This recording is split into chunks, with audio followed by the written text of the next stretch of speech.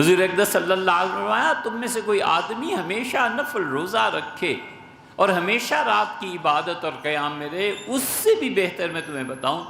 عرض کیا گیا اللہ کے رسول کیا؟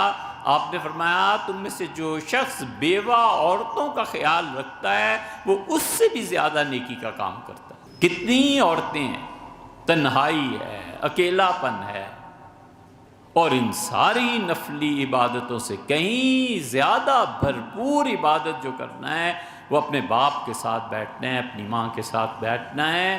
یہ سب سے بڑی عبادت ہے۔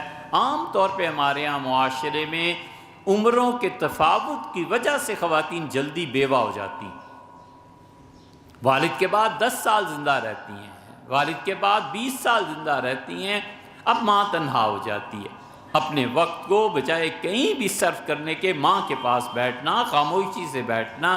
کبھی کبھی غیبتیں بھی، یہ تو ہوتا ہی ہوتا ہے کہ فلانی ایسی اور فلانی ایسی، چپ کر کے ان چیزوں کو سننا اور اس کی تنہائی کو دور کرنا، یہ افضل ترین عبادتوں میں سے ایک ہے جس کی طرف ہم توجہ نہیں دیتے۔